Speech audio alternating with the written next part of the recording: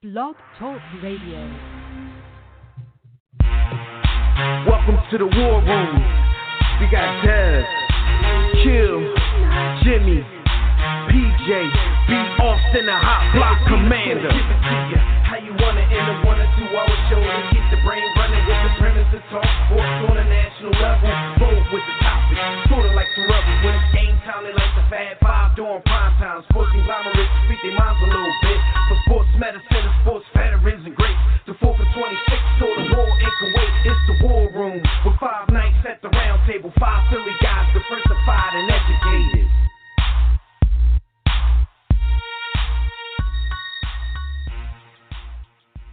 Damn, that intro go hard. Shout out to Dirty Dame, man. What's good, War Room family? You are once again live in the War Room, brought to you by War Room Sports on the War Room Sports Podcast Network.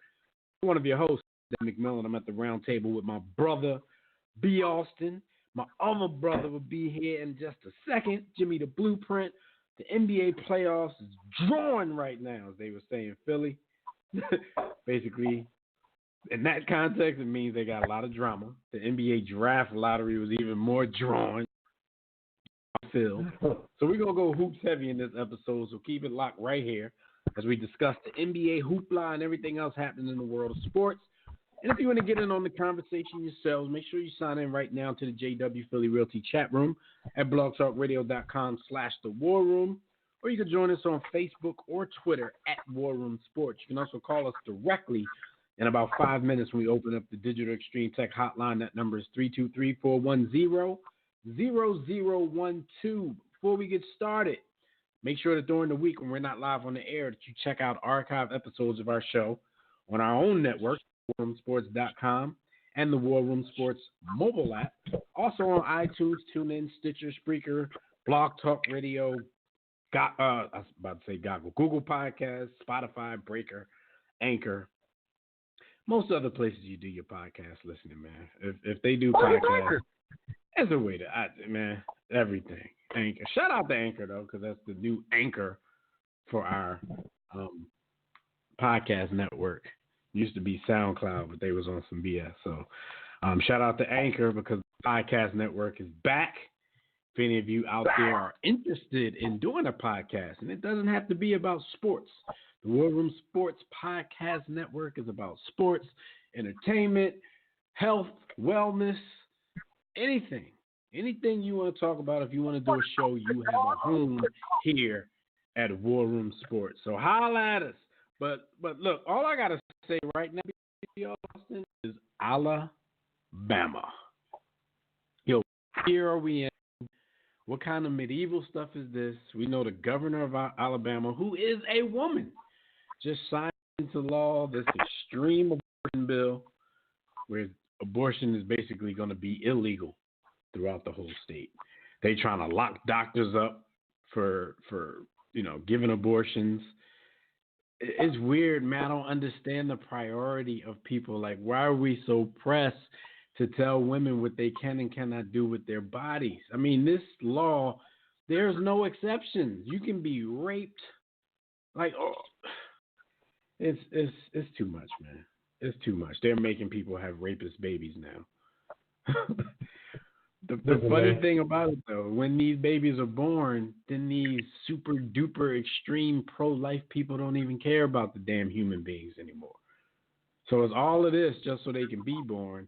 Then when they're born, you're not doing everything you can to help make them productive members of society. You know what I'm saying? It's I don't get it, man. I don't get it. All right, man. We've been telling people for about 450 years that America is up. And don't nobody want to hear it when it's coming from us. So you're about to learn today, because the gentleman supporters that you have in office, man, he has inspired the neoconservative, passionate white right to do things. It's almost like the last stand of the Confederacy. What's going on? But I digress, man. We came to talk about sports, man. Yeah, we're going to do that. Shout out to the women out there. There's women and men that's going to be fighting this because it's going to be a hell of a court battle because they're not just going to let this law just stand like that. But anyway, man, it's time for some hot topics. Oh, my bad. Real quick. Whenever we see someone from a group of people that is actually directly impacted by the negativity and we're shocked that they stand in support of something that would essentially poop on them or the group of people they come from, listen, man. Listen, don't be shocked. I tell black people all the time some of the best slave catchers were black. No doubt. I get it twisted. You know where to go and get them boys. You want to hide in places and the shortcuts. All right, so hot topics brought to you by MyBookie. Let's talk for a minute about how much money you guys can make betting on sports at MyBookie. The NBA and NHL playoffs are winding down. MLB is, well into the season at this point. So if you still haven't checked out MyBookie, it's a great time to do so. Some money on the biggest games in sports. Join us and thousands of other online placing bets at mybookie.ag. You're tired of getting a runaround from other services when it's time for a payout? That's why we urge you to join MyBookie. You win, they pay fast, no hassles. You're wasting your time sports betting anywhere else outside of a Vegas sports book. They even have in-game live betting so you can place wagers after the games have begun. That's crazy. Join now and MyBookie will match your first deposit with a 100% bonus. You heard it right, 100%. But to get that bonus, you got to use the promo code WARROOM, all caps, WARROOM, to activate the offer. Visit mybookie.ag today. Play, win, get paid, period. Hot topics. Today, the NBA draft lottery went down on Tuesday. And just like I said in the open, man, the NBA draft lottery was drama-filled because we talk about it every year here in the War Room, B, how, at least my belief, I'm not going to speak for anybody, I believe that in some capacity, most, if not all, of the NBA draft lotteries are rigged in some specific way. Now, for all the conspiracy theorists out there, a huge wrench was thrown into the mix when the New Orleans Pelicans were awarded the number one pick, in essence, Zion Williamson. Now the joy of everybody's world, New Orleans world, is in Zion. I see what you did there. No doubt. Bars. You gotta know that. If you know, you know. Listen. What are your thoughts? Because two teams at the top of the lottery, like when they got down to the Final Four, it was the Lakers, the Knicks, the Grizzlies, and the Pelicans. Of course, the Lakers and Knicks are the most valuable teams in the NBA, and the Pelicans and Memphis Grizzlies are the two least valuable franchises in the league. And out of those four, Memphis ends up with the pick. New Orleans ends up with the pick. Any thoughts there? Do you think this was, a year where they finally just let it be? Do you think there's something fishy about what happened in this one as well? I think you got to throw people off your tail sometimes. So right. If it is rigged and they do control it and they want the masses to believe that it is not controlled, then some years you just got to let it happen. And this is one of those years where, listen, I am a huge Zion supporter because now the joy. But I don't see him as a LeBron. I don't see him as a Kareem Abdul-Jabbar. I don't see him as one of the most impactful number ones. I don't think he's going to be Anthony Bennett, the kid from Canada. Yeah. But I don't think he's going to be. I see him being 15-year league career, 7-time, 8-time All-Star, very, very good to maybe even fringe Hall of Fame player. I'm projecting him out now, but I don't see him as monumental. I don't see a LeBron type of player or career. I could be wrong. So if there is some controls on the ping pong balls, now's the time when you just say, listen, New York, L.A., hold fast. We don't want to give it to L.A. anyway because they ain't got their ish together. They still dealing with the Shadow King and the Shadow Queen. So we don't want to give you guys, this is a nice time to relax on the manipulation a little bit and throw people off our trail.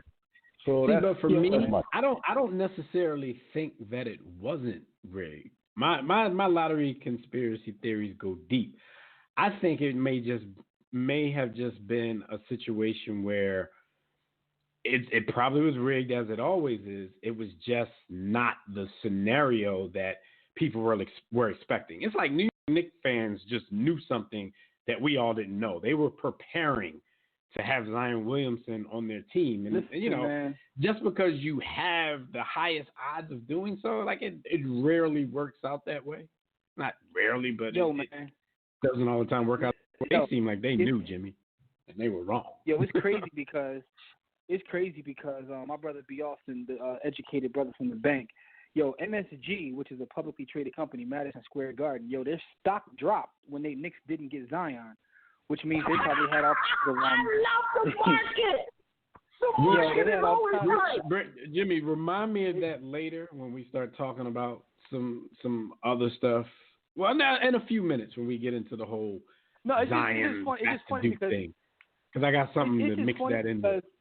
Because, like, when you talk about these NBA players, like, you see why they try to take their careers in their own hands. Like, you saw when LeBron went to Cleveland, what it did for their economy. They said he literally added, like, close to $400 million to the economy of their city just by him going there. So you see why athletes like, I need more. I need to have control. But getting to your point, B. Austin, in terms of projecting what he'll be, it's hard to say, man. Like, I could see him being an all-time great, but I also could see him being Rodney Rogers. Like, it's come to the point with me and watching basketball where I don't even try to project no more because what I recognize is as guys go up level to level, it becomes more about the mental than the physical. Some guys just want it more. There's no way I could have saw Kawhi being who Kawhi is now. I watched Kawhi play in college. I didn't see it. I didn't see the Greek Freak play, but I did watch a lot of his highlights and watched him as a rookie. I didn't see this.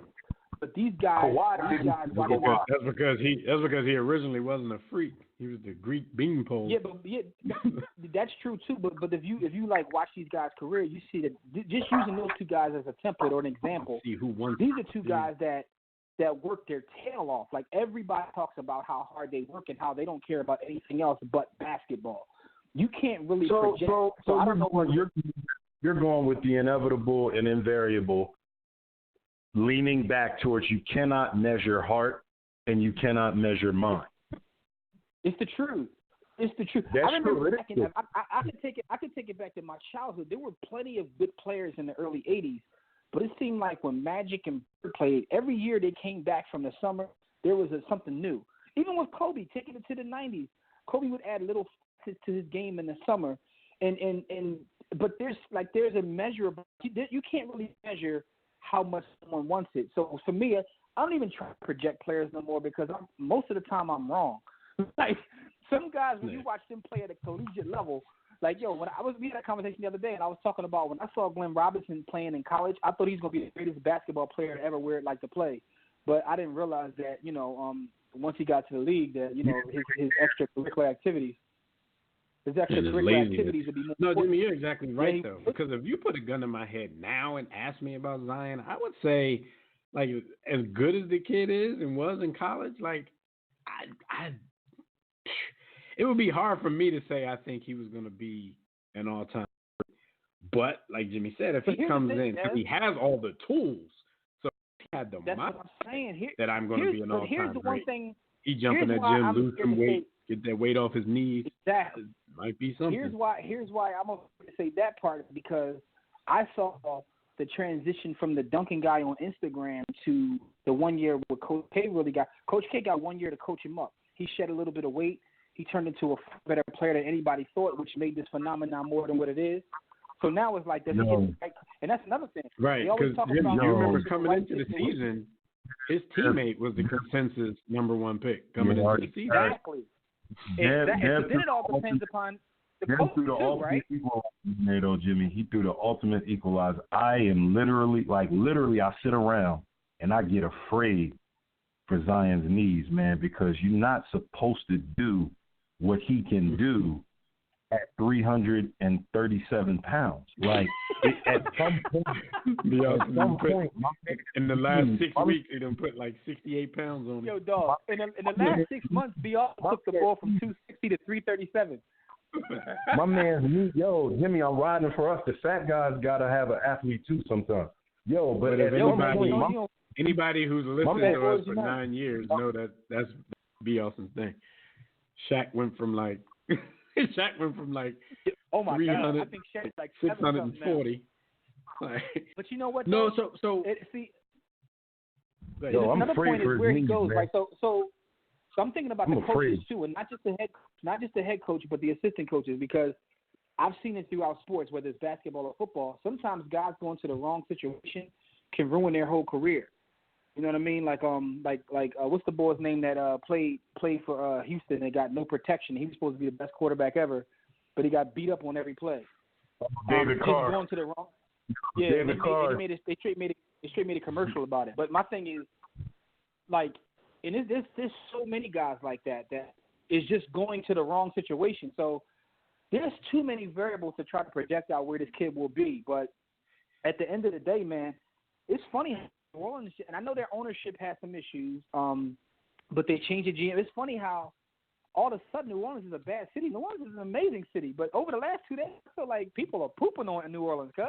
Yeah, it's like he got drafted by Memphis. Really, it sounds like he got drafted in like Albuquerque or something. Like what are we doing here? New Orleans is, that's a destination. Like, people go to New Orleans to hang out. But shout out to Skyview in the chat room. He said, I just want to say one name, Harold Miner. Not exactly sure what I said, because as much as the Michael Jordan name came up with Harold Miner, most of that because he was dark skinned with a bald head. Harold Miner was the 12th pick in the draft, so you know what I mean? Like, how big really were the expectations? I think most of that was because they thought ball looked like Michael Jordan. Harold Miner couldn't hold a candle to Glenn Rice. Yeah. So back to the actual the lottery. Like I said, I still think it could be a rigged job, because I don't know if you guys noticed, and this started with the whole LeBron thing when he left for Miami. It seems like there's a trend. If there's a superstar player that bails on a city and embarrasses you while you're doing it, then the league steps in and allows you to replace that player. They kind of did that with LeBron when he left Cleveland. I literally thought about that.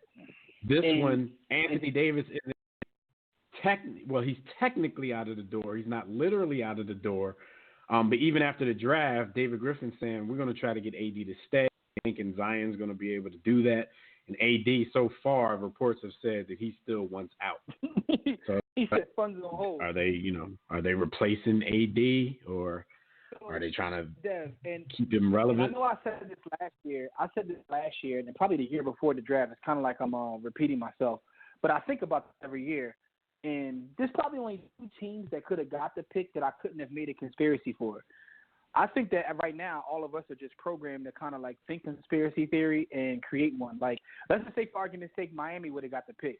We'd have been like, oh, so D got the, like, we would have made something up. You know what I mean? Mm-hmm. Like, there's a lot of teams that could have got the pick, that, especially like let LA or New York made it, and the conspiracy theories would have ran.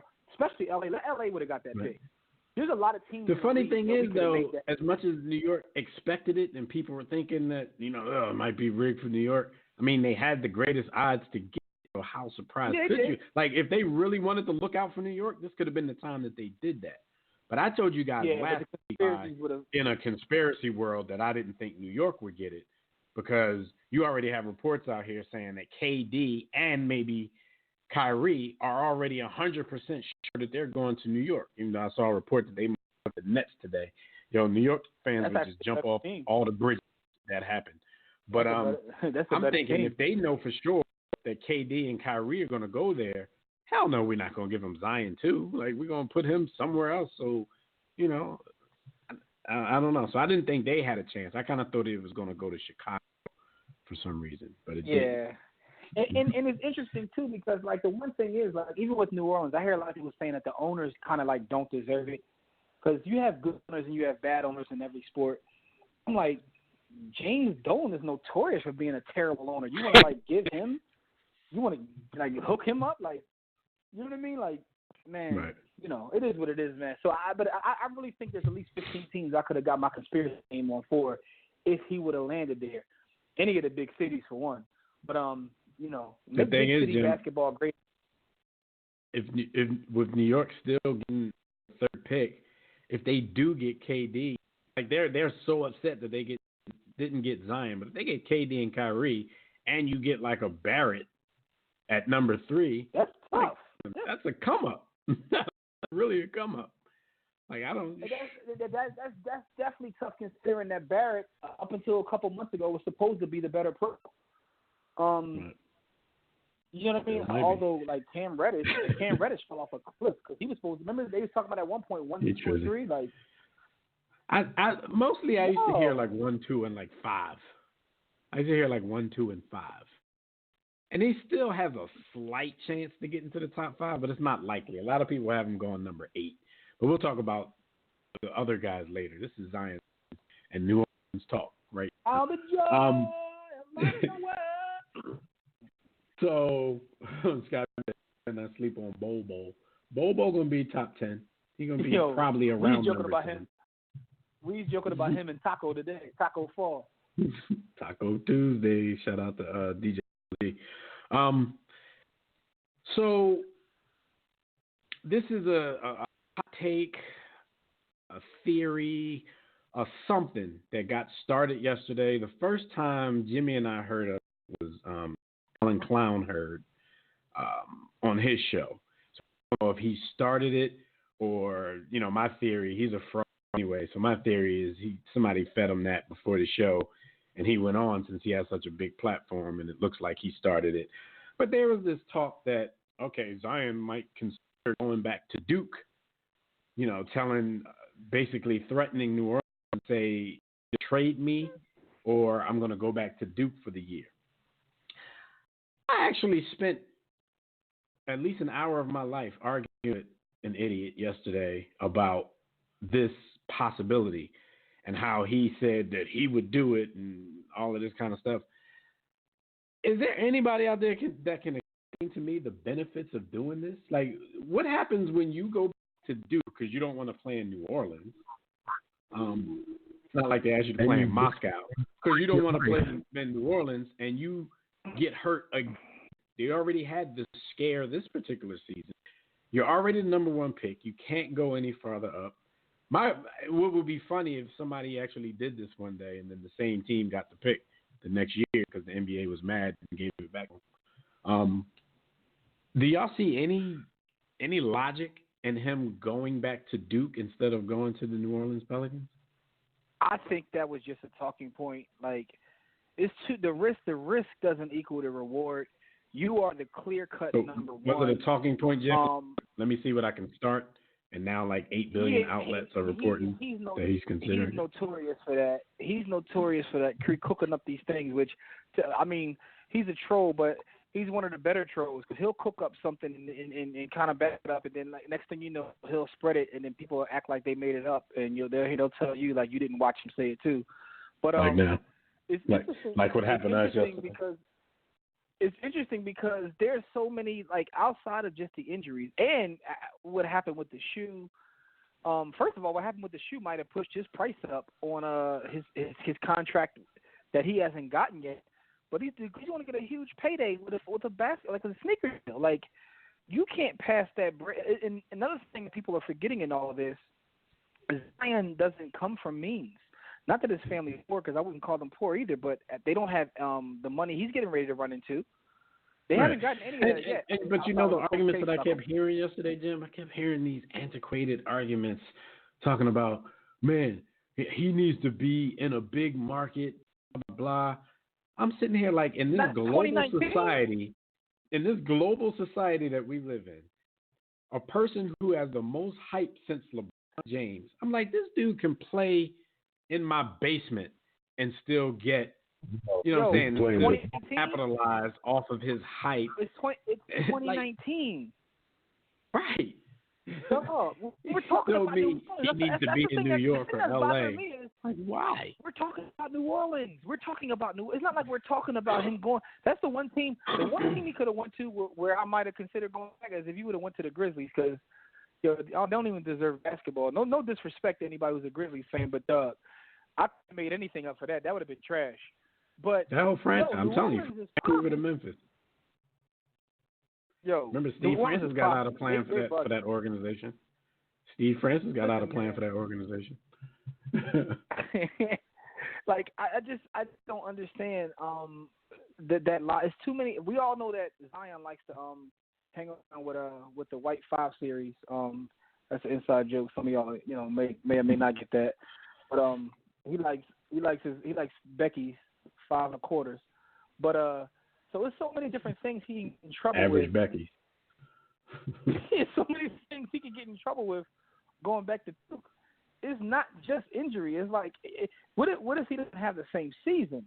Like, what if now it's going to be, the hot takes will be, maybe it's not as good as we thought.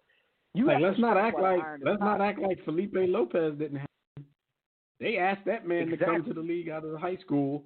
He was afraid because nobody had done that yet. In the modern generation, he went to his freshman year in the Big Ten, had a pretty good year, but there was somebody named Allen Iverson that took all his shine.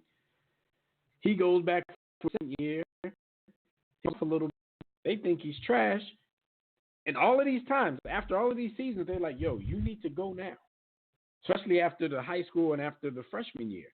By the time his sophomore season rolled around, dudes was like, maybe you need to stay now and see if you can play better than this. He ends up staying 4 years, and he was supposed to be the one. He was Sports Illustrated before LeBron. Listen to this, man. Think about this. And if Zion loses a step at this age, yeah, and to be Austin's point about his health and his knees and all that, playing as explosive as he is, he's not going to be that explosive forever. Like Dominique, who was probably the most explosive player I've seen, maybe him or Sean Kemp. At some point, he had to refine his game because as he got up there in age, even he had to change his game because he wasn't as explosive. You need to strike right now where the iron is hot. Think about this. That whole situation with the shoe probably his market, because Nike's going to want to pay whatever to not let him go to their rival.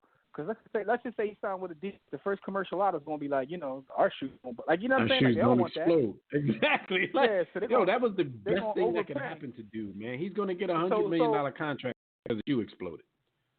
And exactly. So my point is, his iron is hot on so many levels. Like, the fact of the matter is, when you watch it wasn't even a draft, just a ping pong ball. They just talked to him the whole time and ignored the whole rest of the room. Rachel Nichols was drunk. Like, I was sitting there like, y'all never seen nothing like this. Hey, like, the Final Four is this. You ready for this, Zion? I'm like, damn, it's like 3 other dudes who go to the Final Four. Like that. So, all these young men in suits, they're killing it with their suits on. Only other person she talked to was Kyle Kuzma, and she was basically telling him he just got traded because of that pick. Yeah. Now the Lakers have another asset to make that trade for AD. So Kyle Kuzma's sitting right there. They had people praying for this guy. The Zion hype is something else. Like, I don't know if I've ever seen it. So tell me he should go back and risk anything. Risk, being a less of a player, risk injury, risk getting in some kind of trouble. And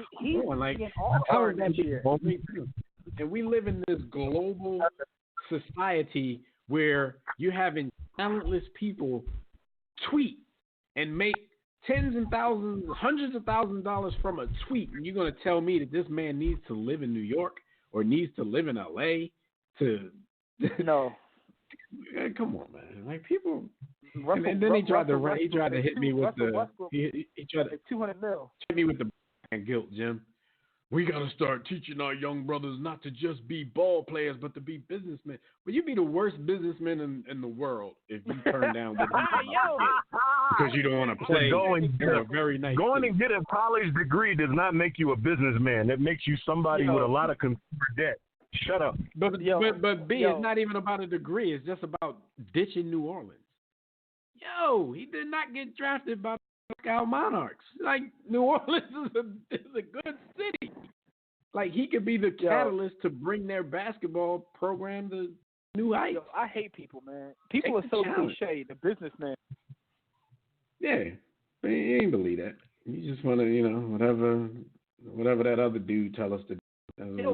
People just don't think. People don't think, man. Like, that makes absolutely no sense. Like, I just don't understand it. But to be honest with you, though, on another side of this conversation we're having, if I'm New Orleans, I think about trading the pick anyway. Like I was telling you in the chat earlier, I'm like, listen, if I'm New Orleans and I know LA is dying for AD, New York is dying for Zion, and you both could work of them have 3 or 4 team trade where they get everybody back. I'm going to gut them like a fish. I'm going to take both of their picks. I'm going to take all of their young talent, and then they're going to have AD, they're going to have Zion, and we're going to be better than both of them. Right. I'm gonna get my. So you said taking the Lakers and the Knicks, right? I would gut both of their teams. And everybody would get who they want. You could possibly end up. David with Griffin is smart enough to do that. David Griffin is smart enough to do that. I hope he does, like you said, just to make it top 5 picks and some young talent. You end up with Kuzma. You might end up with Ball. You might end up. Who they got? Dennis Smith Jr. Who else they got over there? Kevin Knott. Like, Jim, like, pull up that roster. I'm taking anybody with a name. Pull up that roster. I would gut both teams like a fish. And they would probably go for it. Now we rebuild it. I would have a bunch of young talent and sell the young talent. Now, the flip side of that is if Zion goes on the all world, but at the same time, you be competitive right away. You could sell that. Right. Well, speaking of the flip side, on the flip side of all of this, Zion Williamson's stepdad said, I don't know what the hell these people are talking about. He said, we're excited about, we're excited about New Orleans. He said, one thing that Zion has always been taught is that you accept the things that you can't change and you change the things that you can change. And this is one of the things that he has nothing to do with. It's the process of the NBA. And certainly we're excited about the Crescent City down there in New Orleans. Like, I even take it to an even darker place. Like, he decides to go back to Duke, and then on his trip back to school, we get in some kind of accident, flight, car, something like that. We never see Zion again, and his family. Out of that. Right, and then his family, nothing's happened for them because he decided he wanted to go back just to skate going to New Orleans. There's no logic behind it. And the people, I'm just going to go out and say it, the people who jumped on that bandwagon and thought that he should do that, y'all stupid. Yo, I had a whole different thought about that. Like, from what I saw on TV, and I don't know all the history, I didn't look at it because I just don't care enough to. But his pop raised him. And so I don't know what his relationship is with his real father. His real father probably a kangaroo, the way that boy plays. But thing is, imagine how let's just say his pop is alive. He wasn't in his life. Imagine how smart he is. Imagine how hype the step pop is that he chose that woman. Like, yo, I took care of her seed. Now I see about to get $1 gazillion. Like, I know it was my man stepped up to the right one, boy. He stepped up to the right one, dog. Did he? I know, because some of y'all step up to the Jodys of the world. Shout out to Melvin. He got the right one, though. Nothing. Y'all think they end up being trash. Shout out to Bull Pop. You got to spring for his bail. Yeah, I mean, something to shout to him. Like, yo, Shaq. Remember Shaq stepped up and gave him the Bill Russell tapes and then made Shaq into who he was. So shout out to all the steps out there who ain't feel you. But shout out to the ones who tried later, like the dude Allen Iverson mom used to date and the people LeBron mom. Your man just greedy. Your man just greedy. Your man Delonte, because he was already getting NBA money. No, what's the other boy she was messing with that was a rapper? Who was the other boy she was messing with that was a rapper? Lambo. Bron and all that. Lambo. Lambo tried to step to her so he could really live his persona. He was trying to buy a Lambo. And I think he did. Shout out to Lambo. I think she did. Shout out to Lambo. All right, so we'll get back to some of this when we talk NBA. We'll get back to the lottery and all of that. But Zion's stepdad has put the kibosh on all of this Zion back to Duke talk. He said Zion hasn't even considered going back to school, and nor should he. He probably looking at all these people like y'all want to buy a new house until then? Like Jimmy, the people I was arguing with literally was saying, man, it doesn't matter. Nike will give him the exact same deal next year. How do you know? Yeah, but why lose here? Because if he's destroying his knee, Nike ain't giving him jack. People thought it was going to be easy for Lonzo to just jump back on Nike. Nah, it's not that easy. The average IQ of humanity is got to be close to single digit for them not to think it could. All right, so let's talk real quick. Let's jump into the NFL real quick and talk about a power struggle that I'm pretty sure. I mean, I'm myself. I had no idea this was going on. But the Jets this week fired their general manager, Mike McCagnon, and they also fired their president of player personnel. He's not really the important part of the story. But the reason that McCagnon was fired, or what came out, was because he and Adam Gase, coach that McCagnon was just instrumental in hiring just, a few months ago, they didn't see eye to eye, mainly on the price that the Jets paid for the two big name free agents that they got, Le'Veon Bell and the linebacker Mosley.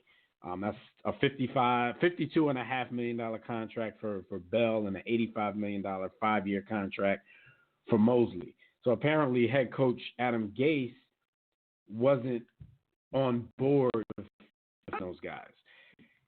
After everything went down, after the draft, after they got the free agents, the owner, Christopher Johnson, looked into the whole situation, and he ended up siding with the head coach, who's only been there for 6 minutes and a cup of coffee. So the GM is gone, who was 2015 NFL Executive of the Year. Like, what kind of dysfunction is this, fellas? Because if you're going to do this, why do you allow them to go through the whole free agent period? Why do you allow him to preside over your draft, and then a couple of weeks later, you're firing the guy because of, the head coach not agreeing with things? If you were going to give the head coach that kind of power, who is now the interim GM, and he's already traded one of this guy's first round picks from 2016. But if you're going to give the coach that kind of power, why didn't you give it to him then? So when he said, I think we should be spending this kind of money, then the GM knew he would have had to listen to the coach. Why do it this way and look like so many problems. Taking attention. There's so many problems with this. Business operations, not paying attention to his actual internals in the franchise. Well, first off, it's so much wrong with this. This is almost Lakers level dysfunction without the 16 titles. Not quite. Wait, Jimmy. Wait. So you're saying that Linda Rambis made this move? Linda Rambis might have made this move. Shout out to Christopher Johnson, man. Christopher Johnson is just an example of what I try to teach out here in the East Daily, man. He's the great-grandson of the founder of Johnson & Johnson, who was left a bunch of equity to allow him to do things like buy sports teams for fun. Right. So my thing is, you had to have signed off on those. There is no way that you didn't sign off on those gentlemen getting money.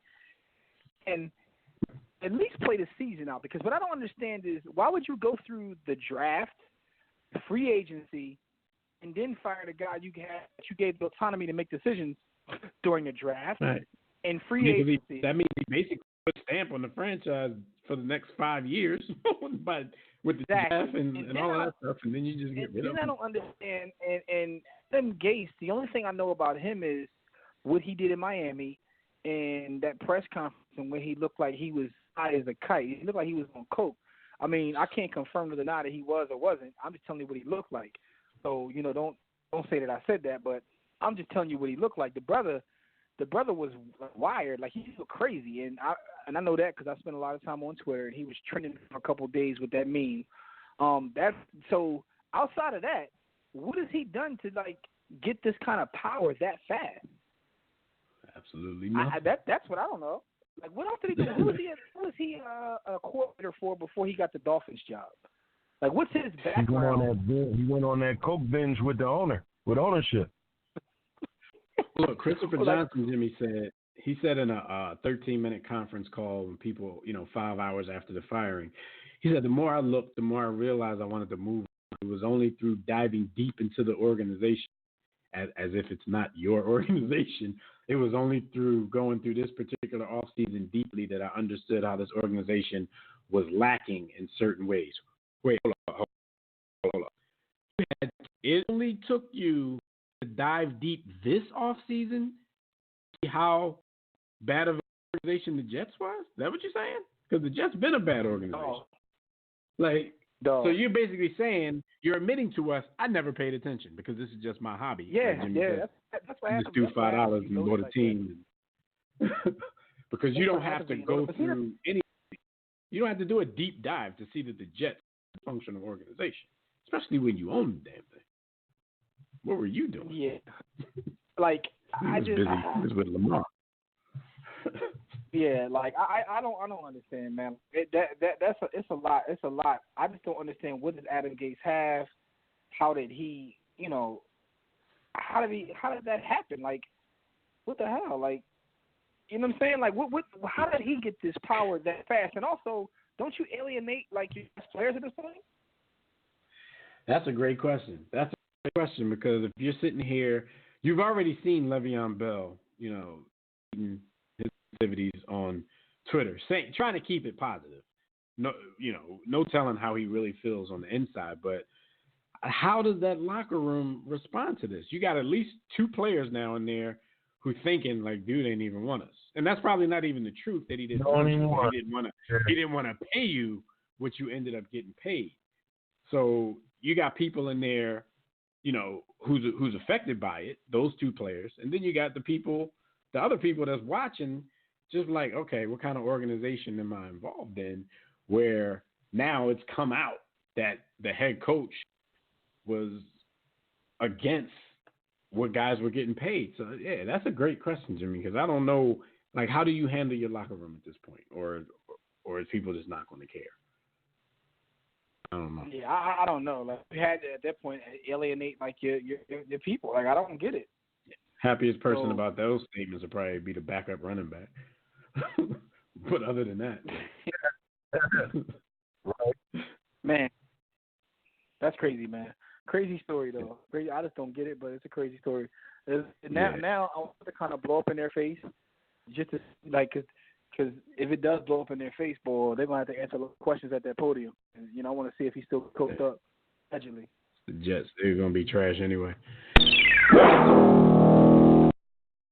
had some breaking news come across. It's been a few hours, but we weren't on the air, so some news broke earlier. Patrick Patterson, all-pro cornerback from the Arizona Cardinals, will be suspended for 6 games for violating the NFL's performance-enhancing drug policy. Now, he took to Twitter and said it was, it's just weed. I didn't think I could get in this much trouble just by, having a toke with my friends. I don't know why he said that, because even though it's not generally performance-enhancing, and he said, let me get his exact quotes, because I don't want to paraphrase how silly he sounded. I want to tell people exactly how silly he sounded. He said, it's unbelievable, man. It's weed and legal in most states. This is not true. I just wanted to toke and chill with my homies. Hashtag Patrick Peterson. And why did he hashtag his own name? So because he don't know what he's doing. He's stupid. He was high. That's why he hashtagged his own name. But It's not legal in most states, Patterson. But that's besides the point. Even though it is legal in some states, it's not legal at your job. Everybody knows in the NFL, it's not legal. So the fact that you did, no, we're not surprised about that. We're not mad at that. And like you said, everybody take a toke every once in a while. But for this to be your verbal response to it, come on. Yeah, man. I think something's wrong with this young man. I think it's also going to be funny, and I think maybe in 10 years or so we can go back and laugh at this when all of them are doing it on the sidelines. I think if anybody should be able to do it, it should be football players. But the fact of the matter is, like you said, the rules right now don't allow it. So, like, that, and I think it was you who told me earlier, that's a lot of money to lose over some grass. Like, that's a lot of green to lose over some green. Like, oh, man, think money, money growing trees. Like, yeah, I see what you did there. But see what I did there? Back to the truth, man. Well, let me do you one of these. Rules, and it's not just for smoking. Like I said, we expect dudes to be smoking, especially in the off season. It's basically for You should be ashamed of yourself. The way you carry yourself. My man tried to justify it by saying it's legal in most states, and I just wanted to take a toke with my friend. Yeah, that's what he said. He basically said I want to do hood rat stuff with my friends. Smoke with cigarette. Cigarettes. All right, yo, free him, bro. Free him. Yo, free Patrick Peterson. He a political prisoner, he might man. get freed over this. Remember last season he wanted to leave. He got a huge cap number, so they might reconsider that because he got a huge cap number and he's not going to play for a big chunk of the season. He might get his freedom papers that he was asking for last year. Yo, man, free hashtag Patrick Peterson and all political prisoners. At his age, he got to be on the downside. Especially we talked about Zion, but on the low, Patrick is another one where at his size to be able to play on the corner, his knees and ankles can't be thankful to him. So if I'm Arizona, I'm like, yeah, let me send you to greener pastures since you want to be in greener pastures. Yeah. Man, I'm more upset that he hashtag his own name. He said hashtag Patrick P. He was high. I'm telling you, he was still poking with his friends. More than anything in this story is him hashtagging his own name. I think that's the corny. That's the equivalent of liking your own status. He's doing hood with his friends, man. All right, so let's get our quote of the week and our stat of the week, and then we can move on to our next segments. The quote of the week comes from a very, very disgruntled, scary Terry Rozier, and this is just one of many things he said last week because he verbally let his hands loose for the whole week. He said, and I quote, "Nah, I might have to go. I put up with a lot this year. I said what I said after the season. I think we all know I'm trying to step into that again." Now, this was the conversations he was having about his role on the Boston Celtics with Kyrie Irving and Gordon Hayward being back. He talked about how difficult it was in comparison to last season when he got a chance to shine and get his name around the league. He believes he's a starting caliber point guard in the league, and he didn't particularly like playing with Kyrie Irving, and he also thought Gordon Hayward's usage rates were a little too much for what he is at this particular moment. He let his hands go on everybody, and he says he might not he let it fly. He might have to go. But I think he might be jumping the gun a little bit because why be that disgruntled where you feel like you have to go when there's rumors that Kyrie is not coming back? So don't burn all the bridges because this could very well be your team next season. Not your team as the best player, but your team as the point guard, the quarterback, I think he just don't want to be in Boston. I mean, when the median net worth of African Americans in Boston is $8, I think he sees that and he don't want to be a part of that. But here's the thing, though. I hate most of the Celtics, but I do. For some reason, I like his attitude. He has like a Patrick Beverly vibe to him, where Yeah, very much so. Better than he is, but he has the heart. He has the heart to go out there. I think he can definitely contribute to a team and help a team because his attitude. I like his attitude. At the same time, it might have to be that team though. So he might want to shut up and see what Kyrie gonna do first. Yeah. He might not want to be there because might not be Boston. Yeah. All right. So the stat of the week, and look, we usually vet all of our stats of the week. I didn't today, so y'all do the math on it yourself. I'm not sure if this is 100% true, but I came across something that said Dame Lillard will face more All-NBA first and second team players in the West in these particular playoffs than LeBron faced in the East between the years of 2011 to 2018. I agree with that. It's true. That don't mean nothing. That don't mean nothing to me. Oh, no, it's probably true. He also, but he's also it's telling a good you team the too. difficulty of the West. I don't think it's a knock or a shot because, what was in the East was in the East. LeBron faced who they put in front of him. He destroyed who they put in front of him. And then he got to the Western Conference. And he still, after all that, going to end up on the couch during the finals. So what? He gonna end up on the couch because he playing all these first team All NBA, second team All NBA players. Are they counting him in this? Warriors. That's probably all of them right there. It's probably everyone on that list is probably a Warrior. Because they didn't play Houston, so Harden not one of the people they talking about. Who did they play? They might be making played this Denver. Up. They played Denver. Because nobody on Denver was their second team. I mean, the joke might be this year, but are they counting ahead already? They played Denver. Who they before that? They played. They did play Russ and PG. They've been first and second team. Okay, so they played Russ and PG. So that's what it was. Russ and PG. Between Russ and PG and the Warriors, that's all you need, though. Pretty much. Because think about it. They said first and second team. You're talking about like 4 players on the Warriors make first and second team. And also and first and second they're team probably this year. It said first and second team. Yeah, and it's probably already the number already is there, but they're probably also and it's gonna get worse when we find out that the Joker made first or second team this season. I think that's about it though. I don't think it'll be anybody else.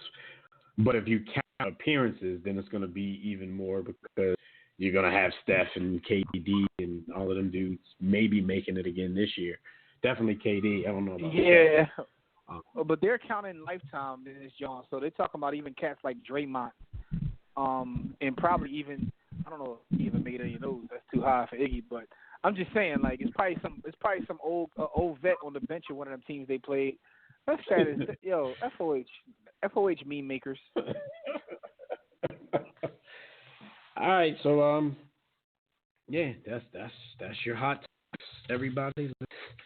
Real quick before we go on to what happened this week while y'all on the grind, you know the drill. You can check out our website, warroomsports.com. While you're there, just take your time, look around. If you want to call in and speak with us about any of today's topics, the Digital Extreme Tech Hotline is now. That number is 323-410-0012. Press 1 when prompted. If you're already listening from your phone, just press 1 if you want to talk. There's one call on the line right now. You want to take that before we go on the grind topics? Let's do it real quick. Let's get this done. This the homie Rob out. Rob, what's up? Rob alive. You disgruntled? You didn't get that number 1 pick? And the Lakers. Wait. Can y'all hear me? Yeah, we can hear you. You disgruntled that the Lakers didn't get that number 1 pick? Yeah. They actually got a higher pick than expected, though. So y'all should be happy. All I gotta say, man, smooth like hair grease. All I gotta say is it's better to be a Laker fan than to be a Sixers fan or a Knicks fan right now. So yeah, that's all I gotta say. What we say?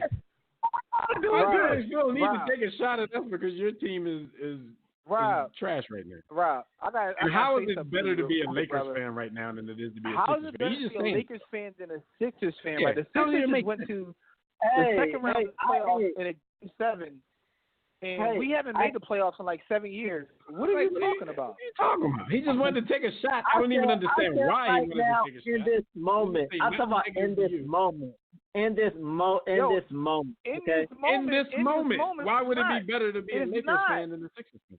Yo, our team is being ran We by just the had a game girlfriend of the Sunday. owner. Last time y'all played. Yo, our team is being ran by the owner's girlfriend who just hears rumors. Yo, Linda Rambis is running our team. How's it better to be?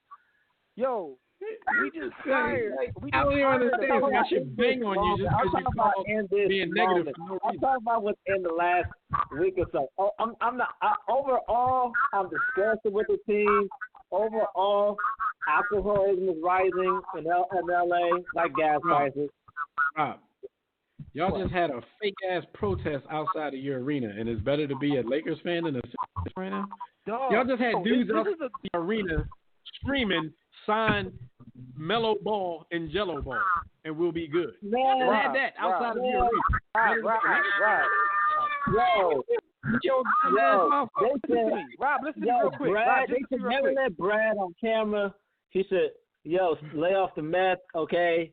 Yo, let me you knew that dude? real quick, Rob. I knew that dude? I lived through Sedale Street. I lived through Cedric Sabalas. This is the single absolute worst time to be a Lakers fan since like 1979. Team is a joke right now. What are you talking about? This is the worst time in literally 30 plus years to be a Lakers fan. Jimmy, I wasn't literally speaking. I'm talking about. Listen. He was just trolling. I was feeding off to this compliment of every other fan. I thought I was miserable. Misery of company. Misery of Because they got company. the And I fourth like that. pick, they're probably gonna ruin the number 4 pick. You know that, right? They're probably gonna Yeah, draft I mean, sadly, They're gonna sadly, get a when draft they take- exception, and they're gonna take Jello, even though he. No, was as a in matter of last year's fact, you know what it is? It's because of Jeannie Buss that she don't believe in hiring non-ex-Lakers. She was up drafting like Sharif O'Neal, who's not even in it there. He injured, right? You know who she'll draft? She'll draft probably a foreigner who ain't gonna even play like everybody else. So you As long as know he said he was a like I Lakers do, fan that when he she was a made that kid. statement. That's good enough for her. I grew up watching the Lakers. Go ahead, Rob. The floor is yours, Rob. I just had to comment on that because I'm like, what are you talking about? You down to like 20 seconds because you messed up all your time talking silly. Oh, go ahead, y'all going crazy. All I gotta do is thank y'all. Shout out to World Women's Sports for being World Women's Sports because a lot of people live in the moment. Trying to get back on our good side. And World Women's Sports knows how to live in the times and not go too much back on nostalgia, but y'all know how to flow through the times. So shout out to y'all. Thank you, Rob. Stop trying to get on our good side, though. You messed up. Nah, hey, you know how I do, man. I mean, other than the one guy y'all know, the nerd with the glasses, he thinks I'm like a troll, but I'm not really. When I'm trolling, when I'm not. I just post why I feel sometimes, and that's how I feel, But anyways, like what comes to Zion, he called him a nerd with the glasses. Damn.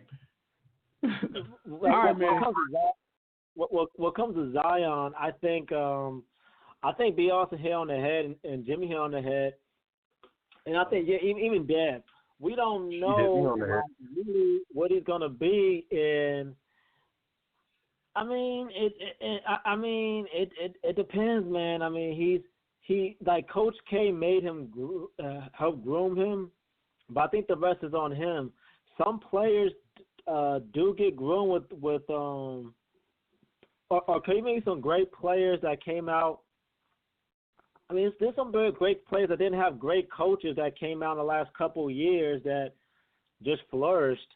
I mean, Isaiah Thomas always talks about LeBron James never really had a great coach to groom him. Scotty said he predicts Cam Reddish goes to the Lakers. Would you be happy with that pick, Rob? You got to think about that. The dude from Duke, right? The dude from Duke, right? Yeah, the third dude from Duke. He thought he was the first dude, but he was the from Duke. Maybe. I like Barrett more. I think Barrett has a little bit more advanced game. But we don't know. I mean, when you take away Magic Johnson's a dude who found, like, guys in the second round, like Kyle Kuzma. Or like, you still drop the Magic Johnson, man. What did we say to you when he got hired and you called here excited? It's going to be a new day in L.A. We got Magic. And I asked you, and you thought, I was asking an objective question. You thought I was hating. I was like, how do you even know Magic can do this job? Like, why are we so excited just because his name is Magic Johnson? And he kind of proven that he couldn't do this job. Don't say because Magic Kyle Kuzma that he did a good job. Magic tore y'all franchise apart. Would you say the same thing about Lake? I mean, he didn't let me finish my thought, man. I mean, guys, it's not just Kyle Kuzma. Rob, you became too infatuated. You became too infatuated with Magic Johnson. Like, dude, he didn't do anything. According to Rob Pelinka, Magic didn't do that anyway. Magic was never there. Magic was never involved. Magic was out being Magic. It was a running joke. And you really believe it, though. I don't have zero issues believing that. He's Magic Johnson. He's. I got CC. They say he was never. Can you see Magic Johnson sitting at a desk for 12, 15 hours a day? Did you really see that? But still, he is. They wouldn't let him be the HNIC. They won't let him be an HNIC. They want him to be a figurehead. And Magic. I told you from the door. You were excited for a figurehead because his name is Magic. They thought people were going to flock there and figurehead. Goodness. And don't say he got us LeBron. Rob, you were excited. LeBron James was the next Spielberg. He was going to L.A. either way. No, I was excited. You know what, Rob, listen to me real quick. I was excited for structure. Listen, man. What has the Lakers last 6 seasons? What the Lakers last? What made you think Magic Johnson was going to bring structure? Rob, let me say something real quick, Rob. Rob, you're not a dumb guy. I've seen you speak on topics, man. You're a very intelligent guy. But when it comes to the Lakers, you lose all objectivity, man, because you're smarter than this. You know what I'm saying? Because I've seen you talk about various topics. Jimmy, when it comes to you refuse to, like, be honest. Like, be honest. Magic was a bad move. Ever since Dr. Bus died, everything's been downhill. The entire thing. Wait, Dr. Bus, I need you to come back. Was Magic a bad move, or was it the ownership?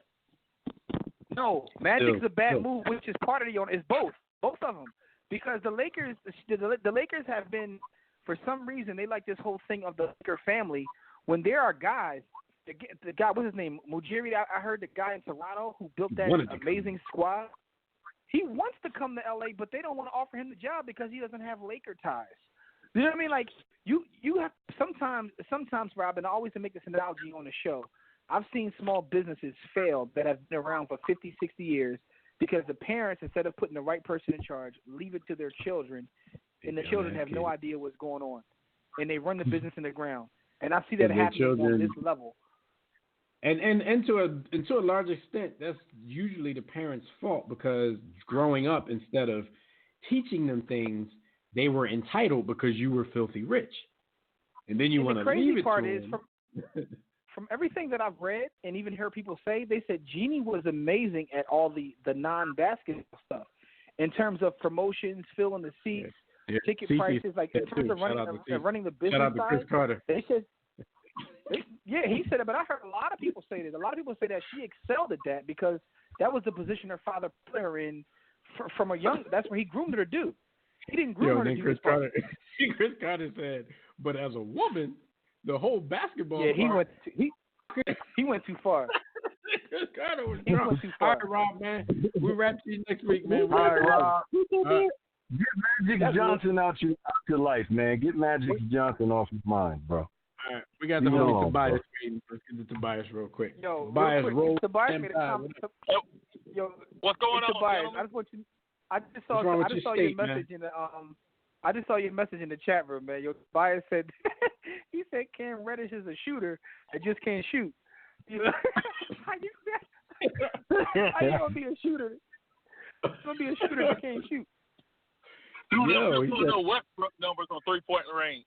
He also said Magic quit everything, including wearing condoms. No. But here's the thing, guys. Great. I know me and Jimmy talk about in the chat. The New Orleans Pelicans will be smart. Just go ahead and trade Anthony Davis. And they could have had the 4th pick of the draft. You could have probably flipped that to something else. But also, trade Zion. It's like, do we know that he's that great? Don't get me wrong. I think he's a good talent. He's a good player. But that's a market where they just need to be a damn good playoff team. And if things go their way, they may make a run. If they could get multiple players and picks for this guy, like from the Knicks, they may have to look into that. You know what, though? I told you earlier. We had this conversation, and I said it earlier, too. I just think the fear of him becoming what some people are projecting him, which could be completely wrong, the fear of him becoming the next LeBron, he's going to shy away from making that power move. Yo, but and like I said earlier, high school knew what he was. Yeah, but for me, Tobias, gun to my head, I would probably lean towards him not becoming what all the hype says he's going to become. So I would definitely entertain trading it. But then, 10 years from now, if you return it, it might be a Sam Bowie situation where you had the chance, you had Zion Williamson, he's the top 5 greatest player of all time, and you gave him up, blah, blah, blah. So, it's always the chance for that, but I would consider it. But, well, here's the thing, though. He ain't going to be there in 10 years anyway. He's going to bounce like Anthony Davis bounced. So, he's going to be there for 7. But what if he's good enough to turn New Orleans into a champion and a perennial contender? Would he not stay in? Because like Jimmy was saying earlier, it's not like we're talking about freaking Albuquerque. Like, this is New Orleans. Like, people talking like it's just some suburb off the edge of another big city or something. Like, it's the management. See, the problem is it's not the management. City, it's the management. But they got a good general manager now. He's trying to change the franchise. I don't know. We'll see. Cowherd said he's the luckiest GM of all time. He was in Cleveland 5 years. They won the lottery 4 times. But remember, it's the same guy that drafted Anthony Bennett. So before we make like this guy's Messiah Ujiri over here, he did draft Anthony Bennett. So let's just remember that. But when you think back to that draft, who else was he supposed to draft? Honestly, though, and here's the crazy part. So to crush him after the fact. Bennett. But Anthony Bennett was what year? What year was that? I didn't see Oladipo came out in that draft. Yeah, I know. Anthony Bennett might be this. Oladipo's name never came up for being the number 1 pick. No, but Anthony Bennett might be the worst player. He might be the worst pick of all time. Like, he's not even in the league right now. No doubt. He's definitely going to go down as the worst pick. But I'm just saying, think back to that. He was still like pretty much the consensus number 1 pick. So anybody with that pick would have made that mistake. Well, nobody going to take Oladipo. Number 1. He hurt his knee. He came out of UNLV. Yeah, and that's one of those. That's one of those years where the Sixers, quote unquote, got lucky because they got who would have been the first pick if he didn't get hurt. Same thing with Joel Embiid. He might have been the first pick over Wiggins, or maybe, but he got hurt, so he fell through. Yeah. So. But with Tobias, I totally agree with you. I'd be willing to go. Like, my thing is, you're New Orleans, so you have to no guts, no glory. So I definitely would do that. But I also see the flip side of them being scared because, what their fan base is going to go crazy if Zion is in another uniform, turn into one of the all-time greats. But I would flip both of those suckers and have me a whole new squad. Well, Anthony Davis is about to be in another uniform and might be an all-time great. This is true. Yes. And when you look at some of these teams like Portland and Denver and Toronto, it's like you don't need to have an all-time great player. You know what I'm saying? You can have a good Jimmy, player and guys that are willing to put in the system. Let me read you the top 10 of that draft. Anthony Bennett. Oh God, Trash and Dookie. Victor Oladipo, who turned out to be the best player of the draft. Number 3 was Otto Porter. Otto Porter was number 3, yo. Number 4. Anthony Bennett. Wait, he's still in the league. Number 4, Cody Zeller. Number 5, Alex Len. Number 6, Nerlens Noel. Number 7, Ben McLemore. Number 8, Kentavious Caldwell-Pope. Number 9, Trey Burke. And number 10, the second best player in the draft. Oh, no, I'm sure this was the Antetokounmpo draft. He went 15. But C.J. McCollum went 10. And the Rookie of the Year went 11, Michael Woods, to Philly. Yo, Steven Adams. He's the only one not in the league, though. The only one not in the league is the guy that went number 1. No, that's what I'm saying. I'm not disagreeing with you that it's probably the worst number 1 pick of all time. I'm just reading you the draft, though. He could have picked anybody else. But the reason he was the consensus anybody with a suit on. I think the draft was looking at it like, okay, since there's really no clear number 1 pick, let's go with the young guy that has the quote unquote potential. And they botched it on potential. Huh? Anthony Bennett was fat in college and a tweener. He was a fat tweener. Yeah. And I remember I remember when he got drafted, they were making comparisons to Oliver Miller. I'm like, how you gonna make a comparison to Oliver Miller for the first pick of the draft? What are you doing? At least trade down. I'm trying to tell y'all, I am not defending you or them. That too. But when you look at this draft, the top half of this draft, I just it wasn't anything out there. So if you was taking a gamble, this was the draft to take a gamble. He could literally pick anybody else. Yeah, but see, even the Knicks, people are like the Knicks, for example. I think R.J. Barrett may be one of those players who turn out to be a better pro than a college player. Because we know college kind of. I think for sure that he will. First, you look at his mentality in college. I think the Knicks are going to get the New York on, and they're going to pass on him. The Knicks are going to draft Bol. They're going to draft Anthony Bennett. Anthony Bennett going to reclassify and get back in the draft. They're going to draft Anthony Bennett. They're going to say, the Knicks take top fall. And you know what they're going to say after that, Jim? If you miss big. That's what the Sixers used to say about Sean Bradley. If you miss big. And the crazy part, it's like this lottery, right? They talk about tanking. I've always said the biggest issue the NBA has is not the tanking. It's that they making trading players and getting out of bad contracts so hard. Is that you got to match money. If someone wants to take on Mike Conley's contract and give you a first-round pick, so be it. Why do you have to match up the money? It seems like everyone's so petrified of the Lakers and Knicks, these big markets. But it's the smaller markets who are in the playoffs right now, who's making it big right now. Yeah, but and on the same token, matching the money made it easier for these people to control their salary cap. They're gonna be complaining if you make that move and then you gotta cut 16 people because you want to pay Mike Conley $30 million. Who point out there was to pay him that money anyway? That was my thing. The dude has a central suit collection because he's always wearing a suit on the sideline. Talking about the Memphis Grizzlies here, man. You shocked? Yes. Another one of those teams in crap markets the NBA just won't move to Seattle or Vegas. Let me be honest for a second here.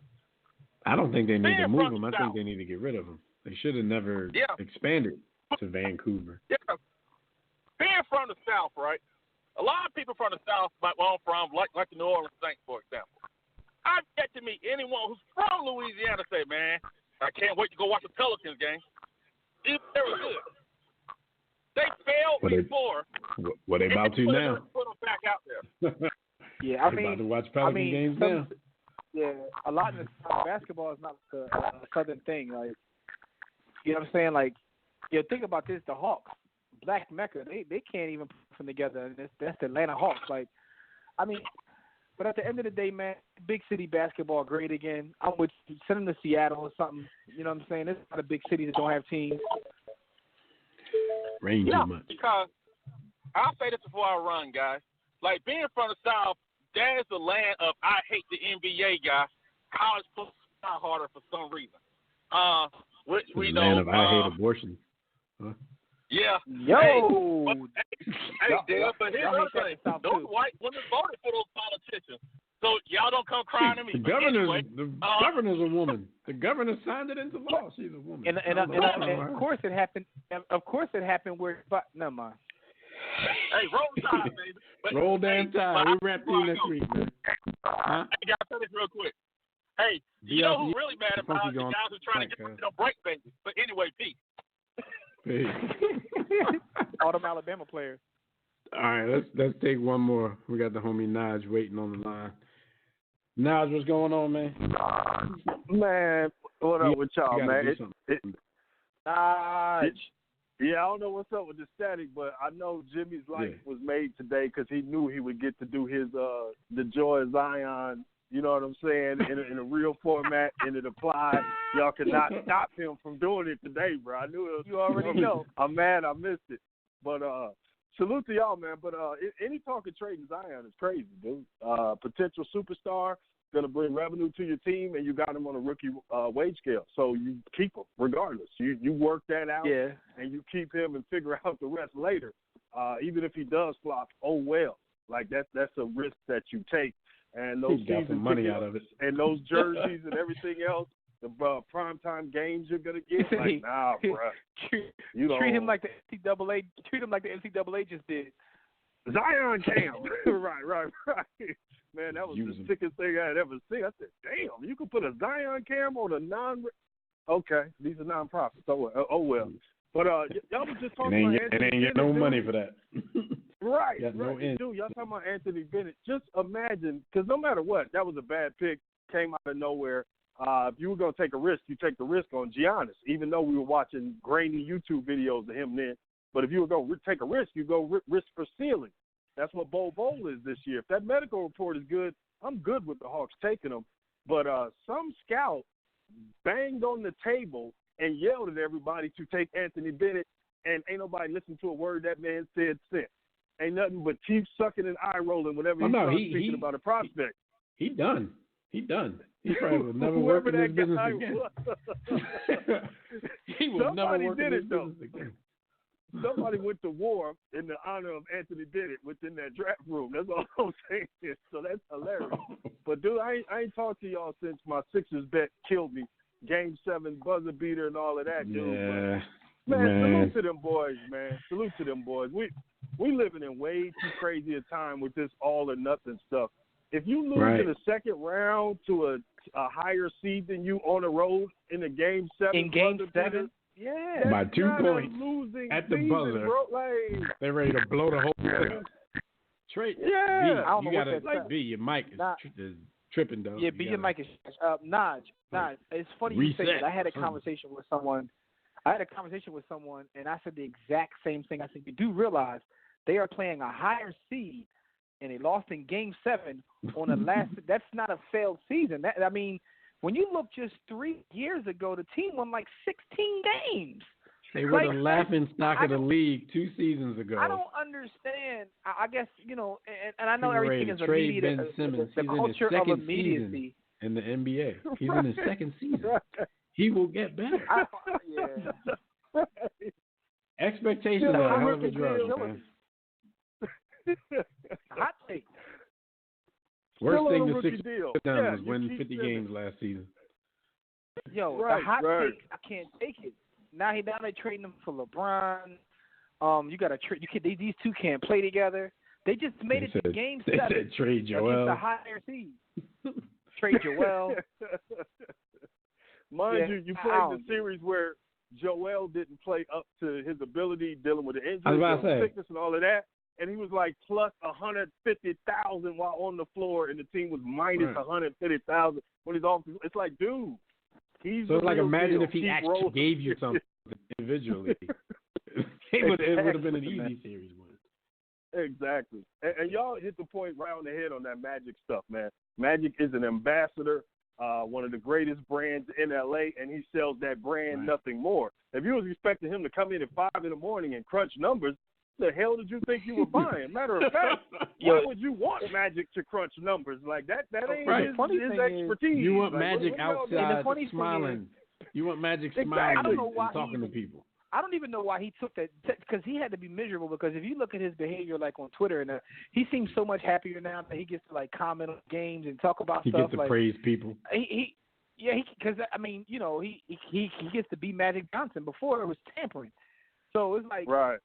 I don't even know why now he gets to say if they keep scoring more points, they're gonna win, and he gets to tweet that out. You know what I'm saying? Let that man bask in his blandness on Twitter. That's Captain what he Obviousness.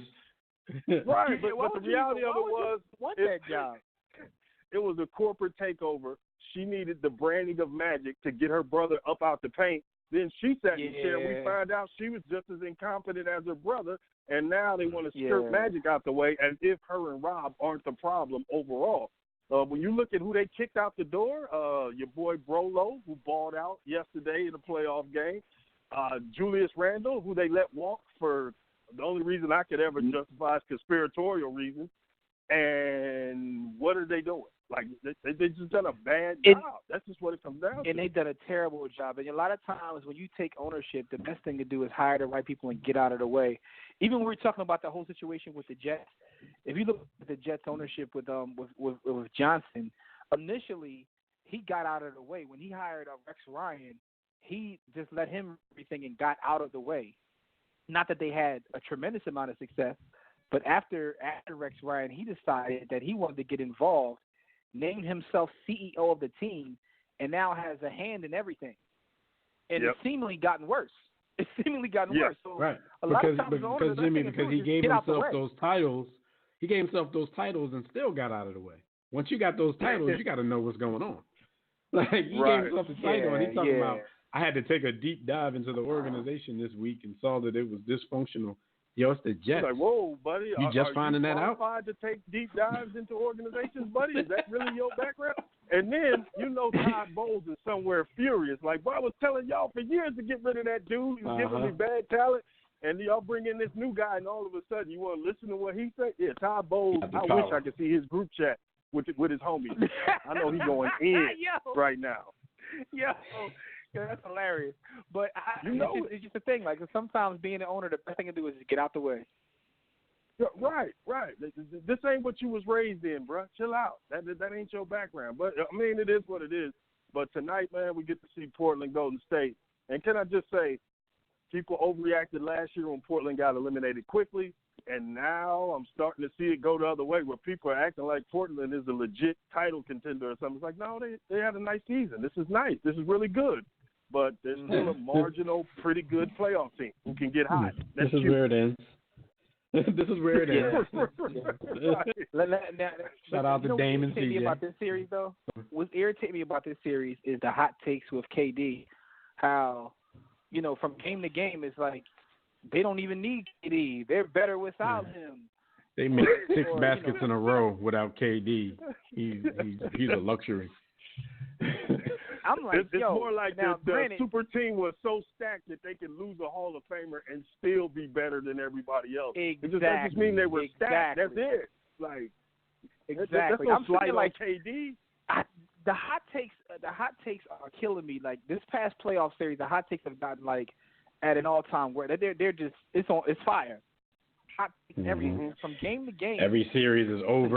One game. People's entire careers are being blow up a team after they lose by 2. They were calling Steph. I saw stuff about Steph saying, "Is he really as good as we thought he was?" Like, literally a week ago, when he was struggling with his shot. And then after that last game, is Steph the greatest point guard to ever play basketball? The same publications. The hot takes out of control. The scariest thing about Steph is when he goes into a slump, that means eventually he's going to revert to the mean, and your ass is in trouble because he's going to get some ridiculous stuff coming up. Like, that's what that means. Like, volume-wise, he's going to kill you. But, okay, game 1, Boston-Milwaukee. Milwaukee loses. All of a sudden, we start hearing about, Giannis is not a playoff performer. Maybe the moment. You're like, are y'all watching these games? Like, nobody can guard that dude. If he stops shooting threes and just decides to live in the paint, then we're looking at NBA Live 95, where it's just, hey, it's nothing. Ain't nothing you can do about it. I saw people today saying that Toronto isn't as good as we thought they were. When a couple of days ago in that buzzer beater, Kawhi was like, they were saying that he's better than Kobe in the clutch, and he's arguably the greatest defensive player to ever play basketball. They went from that to he doesn't show up in the fourth quarter. Like, this is what we're dealing with from game to game. From game to game. Bill Russell and Scottie Pippen are still alive. That is a disgusting statement. As much as I love Kawhi, like, people can't be doing this, bro. They can't be doing this. Pip, Dennis Rodman. And Toronto's only weakness is they got an all-star who is the most, how can you describe it? A man who lacks self-esteem and confidence, who makes $30 million a year, celebrated as an all-star. That's their only issue is Kyle Lowry, man. Like, we've never seen anybody accomplish so much but be so shaky about who he is. Like, his self-awareness is too much. Like, most people think they're better than Kyle what they Lowry, are. Yeah. Kyle Lowry might be Mike Conley, East Coast. He makes our team. It's kind of sad that you lose a game. You lose a game, but he gives you his best game. He gives you his best game of his playoff career, and you lose. That's kind of that part is scary. See, but with Conley, you know what you're gonna get. You're gonna get that same 16, 7, and 5. With Lowry, you don't know. He might have 0 or 4 turnovers. Like, you don't know. you know get 0. At least Conley, 28. you know what you get. Right. You might literally get 0. You might get 0. So Conley, like, his averages are really his averages. This dude, his averages are from a wide spectrum, 28 or 0. Meet me in the middle. I got to throw some respect on his name, because when I watched the carcass of Mark Gasol stumble and bumble up and down the court, you're like, whoa, this was a Mac dude at one point? I was telling him last night. Like, Pau Gasol had a better game than Mark last night, and he was in the suit. Mark Gasol but you know what, though? was so bad last night. What they needed Mark Gasol for is done already. Like, they really don't have to play him for the rest of the playoffs. They traded for him. They got rid of some of that depth just because they thought they might have a matchup with Philly. And Embiid has never been able to do anything with Marc Gasol. He did it again, even though his plus minuses were great. They can sit him down. He done. Because he's not going to go out there with Lopez. Lopez he's trying to shoot from the perimeter. When they put him in the pick and roll, he looked lost. Like, it was embarrassing last night. Take him out. Those feet are heavy, bro. He done. Those feet are heavy, bro. And look, if they could, the problem is if Serge was who he says he is, they'd just be able to insert Serge and keep it moving.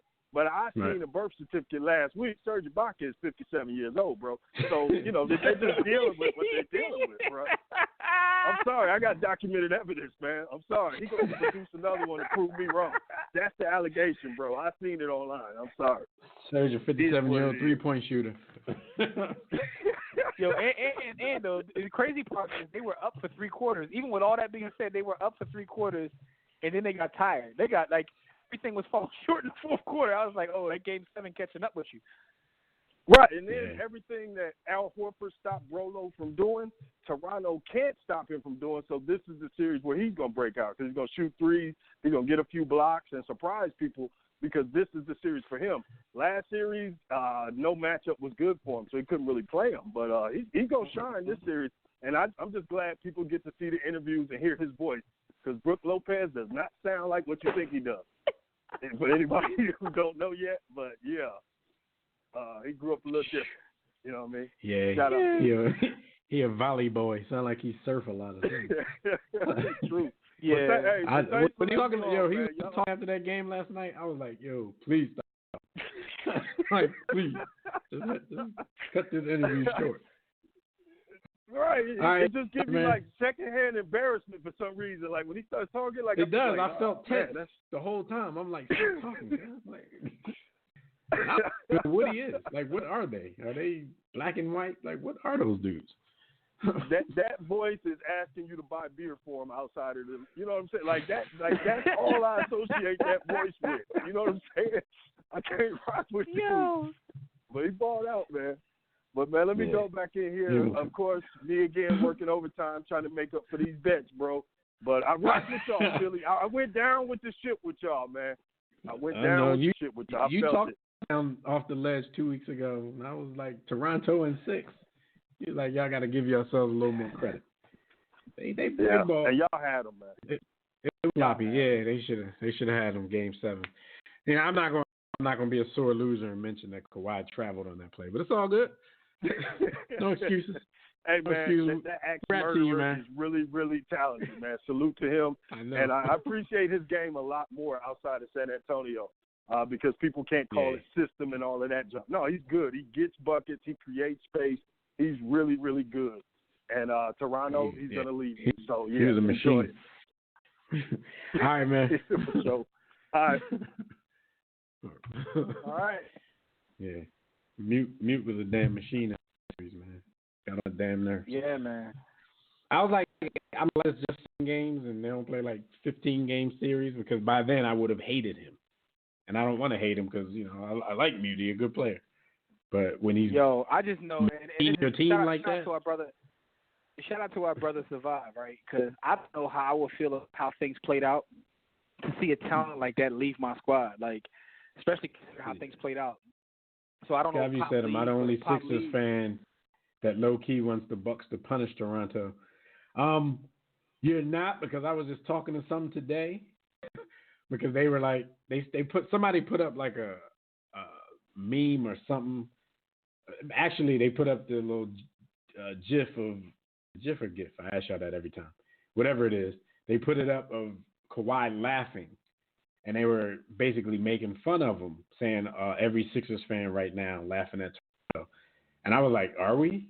Because I'm still low-key crying. When someone beats my squad, you want them to win the championship. So I could justify my squad losing. Like, we lost the chance. Like, what are you talking about? Yeah.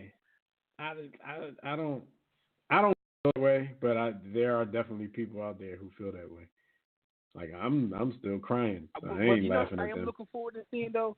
I do want it to go 7 games because the one thing I noticed about, and it's not just noticing it now. It's always that way. Cats be so tight paws in Game 7. Yo, in Game 7, those cats from Toronto were scared to him. He was the only aggressive one. And then came out last night. I was like, yo, who are these dudes? They wasn't in Game 7. It's a whole different squad. So I like to see Game 7 because, you know, I want to see the Bucks on the ropes too. Like, regardless of who wins, I want to see how they perform when the pressure's on. Yeah. So I do want to see that. Yo, get out, man. Like, where's B. Austin? Hey, like, what the hell? Well, let's a couple of things real quick. This is, we real. That's what happened while we were on the ground, which is brought to you by Sportsbook, the best sports book ever written, which you can get at warroomsports.com or sportsthebook.com. But we got a couple stories to talk about that happened this past week while you were on the grind, and a couple crazy stories. Run through these first two. The judge suppressed the video of Robert Kraft's solicitation case. Like, he doesn't want the video to get out of him getting a hand job. So, and I don't think anybody wants to see it anyway. The video, we're not going to allow it in court because it also invades on the privacy of people who weren't there. Shaky. Robert Kraft is getting away with one because without that particular evidence, they're going to end up dropping this case. I can see it coming. But we know that that's how the Patriots get down. They suppress videos. I don't want to see. Nobody wants to see that. Next story, Colts assistant. Jim, what if you got called for jury duty and you got to watch Robert Kraft smashing?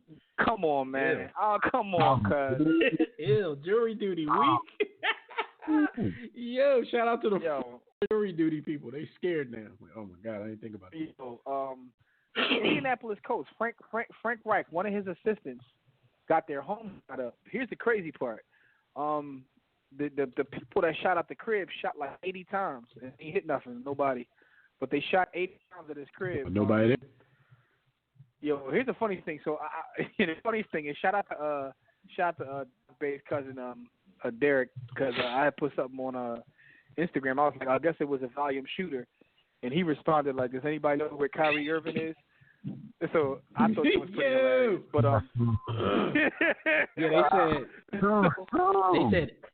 they said 8 men pulled up to his home, and like Jimmy said, fired 80 rounds into his house. They had rifles, They had handguns. Some of the houses, the garage in the house next to his got hit up, but luckily nobody was hurt.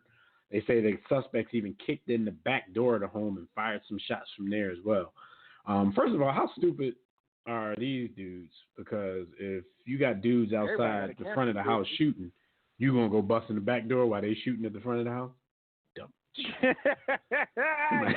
Somebody should have got murdered. My thing is, I don't know what he did, but I hope he got the message. Cause, well, whatever he did, he need not be. He need to get in the job somewhere else because it's not working out in Indianapolis. I'm not. Yeah, that's not a good one. But anyway, man, you're on TV every week. They know where you are. Here's the last story that we got to talk about, man. Because I don't want to sound misogynist. Last story, I don't want to sound misogynistic, man. Lamar Odom has a book coming out, and in the book he discusses how he's a sex addict, and he has had sex with 2,000 women. Among everything else. Somewhere Wilt is laughing. Wilt. What I say earlier, Wilt like, man, hold my coffin. Wilt said, hold my coffin. Like, that ain't nothing. Hold my coffin. Yo, let me go get my list. And it's funny though, because we were having as our president like to say, locker room talk. And my point was, and B. Austin, let's see if you agree with my point. My point is, for someone to be in the NBA, and he admittedly said that he had no reason, paying, right? I don't even think that's like that big of a number. Plus, obviously, the places where he paid. Remember when he had his little OD, they found him, overdosed at a brothel with like 6 women.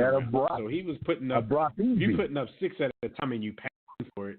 Yeah, it's not that impressive. Hold my call. Shout out to Will.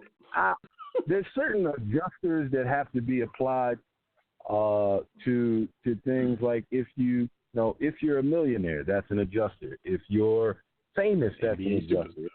Or NBA star.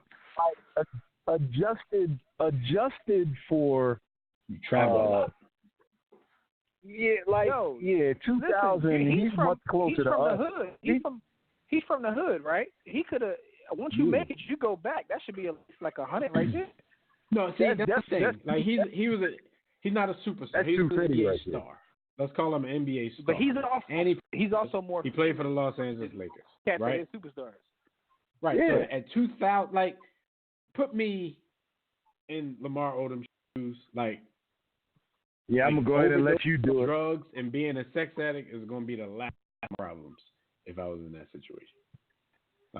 I legit. Yo, if Lamar Odom is putting up 2,000, it makes me wonder about cats like Jimmy Jackson.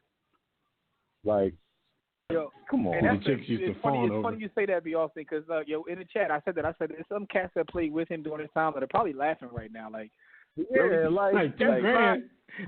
damn near a virgin. Come on, Mom. And again, I don't want to sound too misogynistic or too Me Too-ish, but this is locker room talk. I was about to say this is our locker room talk segment. This is our locker room talk segment. I was just putting it together as he was saying this, and I'm thinking also, y'all. I'm thinking maybe he's downplaying it because he didn't want to come off and sound too creepish. I want to say 10 or 5. I want to sell books. I don't want to repulse people. And he also admitted that he cheated on Chloe during their 4-year marriage. I mean, that was a given. Everybody does. We knew that before he wrote a book. Before you knew that. And he said the sex addiction had a lot to do with his drug addiction, or the other way around. He was basically saying, I like to get both of those great feelings at the same time. So they were hand in hand for him.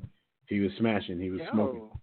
So smashing and smoking. You were going in for a smash and smoke. I'm interested in his book. I mean, it got everything. I think Chloe got that trash though. Sex lies, Kardashians, everything. I'm saying she trash though, because every Chloe. Dude her she must don't let it. You know why? Because the thing is, though, she probably shouldn't be trash because she was probably the one who couldn't get dudes back in the day. Before. Yeah, but something's the up, man. Like, yo, the way. So usually the way those are the ones that they gotta. Their craft got to be nice because they ain't got nothing else that's gonna hold you. She probably don't like nothing but Mish. My fault. We getting too locker room talk right now. All right, yeah, let's go. Let's chill, man. Let's move on, man. Let's give some birthday shout outs real quick so we can talk some hoops, man. All right, yeah, some real quick birthday shout outs. Having a birthday today, Buffalo Bills great Thurman Thomas. Shout out to him. He turns 53 years old. John Sally, another dude that got a lot of rings, probably for no reason. And he's such an outgoing guy. He made a nice career after basketball, just being an outgoing guy. Shout out to John Sally. Sally was one of them cats that was like a vegan in like 81 when everybody thought he was a weirdo for saying that. Now it's like a common thing. But I remember back in 80, he said he was vegan. They thought that was like being homosexual. They thought it was like, what, a vegan? You and your boyfriend go over there. Dr. John Sally, he turns 55, man. He's had his own talk shows. He's been in movies. John Sally's done it all. The world that Michael Jordan basketball. He was hilarious in Bad Boys, though. Hilarious in Bad Boys. Remember that scene? No, you don't. Jack. Yeah. We want to give a rest in peace shout out. The great Billy Martin. He was born May 16, 1928. He died on Christmas of 1989. They sent him back to his Lord and Savior on the birthday of his Lord and Savior. He went to G's birthday party that day.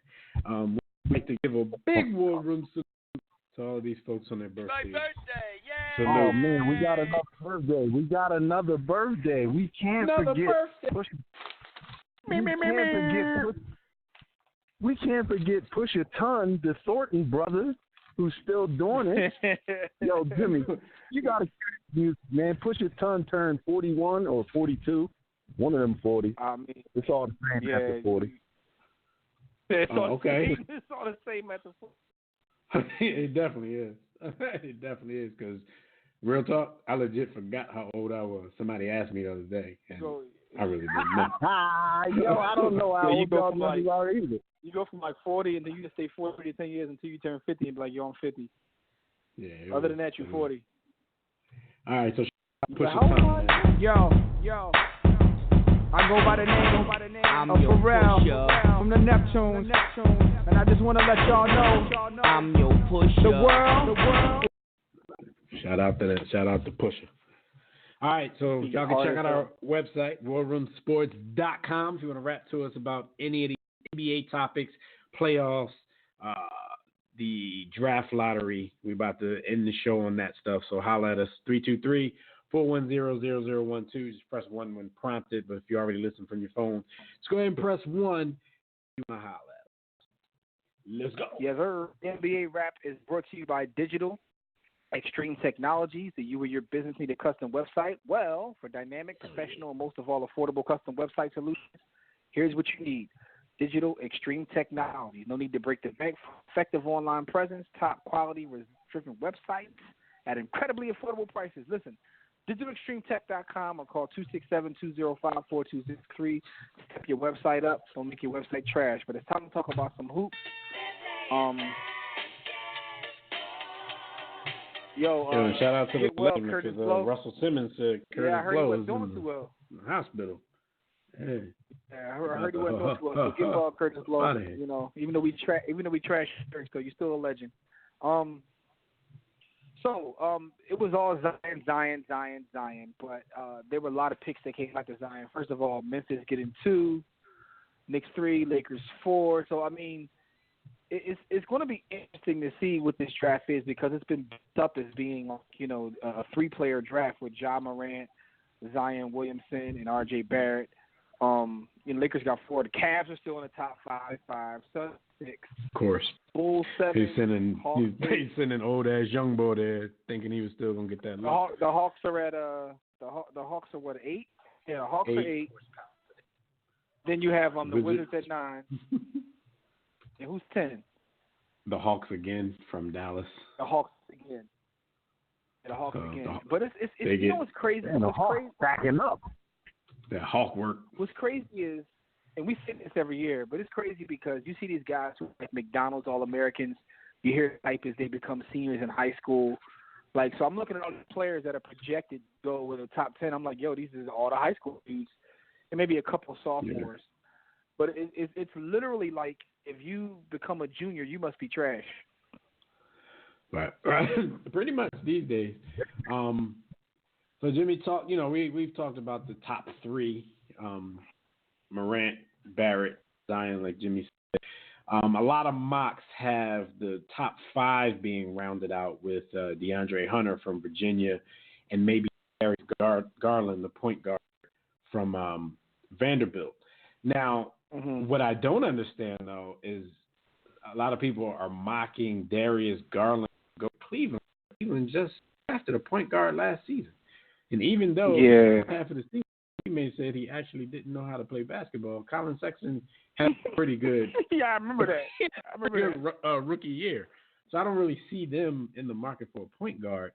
And a lot of people, I think these mocks at this point, though, they're just going best player because if you like 5'6", most of those two dudes are probably the people in that area are point guards. You got Darius, you got Kobe White from North Carolina. A lot of people are thinking your man Cam Reddish might go somewhere around 8 to Atlanta, or if they can get him with the 10th pick instead of the 8th. But a lot of people thinking that Cam Reddish is a target for the Atlanta Hawks. Cam Reddish probably thinks that he should go to the Pelicans, but that's just the way that he thinks. A lot of drama around this. What about Bol though, man? Bol and Taco. The son of the God is going, man. Where's the son of the God going to go, man? What about him? Yo, the one boy I'm to see go, and I don't know how he's going to be at the next level, but I did watch him play a couple times in college. I watched a couple of his high school games too. Is the boy Romeo Langford that plays for Indiana, or as they call him, Red Sleeve Rowe. I'm interested to see where he goes because, like, the ball. He got game. I know Jimmy talking. Jimmy told me about ball like 2 years ago, and I said the same thing. But you got game. Yo, I watched him play. I watched him play in high school, and I thought I was watching Reggie Miller. I'm like, yo, this is Reggie Miller. Like, this boy is nice. And I see they got him to be a projected like top 10 pick possibly. I'm interested to see where he goes because when I watched him play, it was one of them Jones like Tobias earlier, like, oh, his game ain't made for college. He got a pro game. So, but you know, it's a lot of cats like the boy Nasir Little from Carolina. He was another one of those dudes they went straight to the league, but you know he had to make a pitch in Carolina. So, I think it's interesting to see where this goes. You know what I mean? Everybody's acting like it's Zion and everybody else, but man, put it like this: if Zion is the best player in this draft, it wouldn't shock me. But if he's not even the top 5, that wouldn't shock me either. I was about to say, it would be real interesting with all of that hype if he doesn't turn out to be top. See, LeBron did everything that they hyped him up to do, which is crazy. Yeah. The hype out of control at these points, but, you know, he was the best player in his draft, and his draft goes down as one of the best ones of all time. And he was. I feel bad. If you want to see something funny, right, go to YouTube and put in LeBron James draft, Carlos Boozer, Darius Miles. They were actually I remember they coming. Cavaliers at the time, and they were pooping LeBron. Getting Carlos them some was like, help. he ain't gonna be the best player in his position. Like, we got a couple guys here better than him now. Darius Miles is like, he ain't gonna do nothing. I mean, he can help us out a little bit. Like, they were slandering him. But even like, how do you even welcome somebody to your team like that? That ain't the best one. The best one was Sir Ricky Davis. When Ricky he said, LeBron came here. He said he coming here to help me. Yeah, I thought he just to help me get more shots. And that wasn't Cat. He truly believed that. That wasn't Cat. Ricky Davis thought he was that good. They saw Brown play 10 games and got rid of Darius Miles, and Carlos Boozer was gone by the end of the season. And LeBron James is an icon living. Shout out to Jaden Smith. But but it's on YouTube, and it might be the funniest thing I've ever seen in retrospect because I'm starting to feel sorry for Zion, man. LeBron making studio films and Darius Miles podcasting. Audio worse than ours. There's audio worse than ours. Podcasting. Doo-doo. The only good thing about their podcast is they get good guests because of their, because they connection. Other than that, they be having the illness, but somebody got to teach my man Q how to speak the English language, man. Darius, too. It's so boring because they so monotone. And, they're the opposite of Gilbert. They are the opposite of Gilbert. Gilbert has a party every episode. He's lightweight Noriega. Yeah, he is. He don't care. The funny thing is, though, like when you hear him talk about him playing, because we didn't have access to players the way we do now back then, even in his day, like I ain't gonna front. When he first got on Twitter, I was like, this ain't how the real Gilbert is. But then when you hear the stories of him back in the day, like this is who he's always been. Yeah, it is. He just didn't have the platform. But anyway, man. So I mean, it's going to be interesting to see these picks, man. But we got like maybe 8 minutes left. So I gotta ask you guys, Sixers lovers, where were you when you saw Kawhi make that shot, and what were your feelings at that moment? Because that's Jones, where you remember where you were. Yeah, I think I was on the wrong place because I was rotating where I watched the game every game of the series, trying to see where the best luck was happening. And I probably should have been in a different spot than I was, but I couldn't move because they were doing well. Everything counts, man. If I move to another room, like the team will go on a run, like. But the thing is, being a Philadelphia fan, we're born and bred to be pessimists. I don't think you guys know. You guys know how superstitious Dev is. Dev, at one of them games the Sixers won, he had sent his son to bed early. So from that point on, he sent his son to bed early just because he thought he would affect the game. See, and that's another thing. Because that game Sunday came on a little earlier, I let him stay up. Like if I sent him to bed, he probably would have missed that shot. We went to overtime. I don't know. I kind of think if we went to overtime, though, I think we'd have got cooked in overtime anyway because Ben Simmons had 5 fouls. Jimmy Butler had just twisted his ankle. Our man Joel Embiid was exhausted. So if Kawhi misses that shot, we probably gone. We probably lose by 8 if he misses that shot. Where were you when you saw the shot? I was sitting on the couch, and man, I almost threw up. I was we got being a lifetime Philly fan, though, you had to be thinking at 4 seconds left, and they had a timeout. You had to be thinking we were going to lose, though, because I damn sure thought they were going to shot. I think it was going to be that dramatic.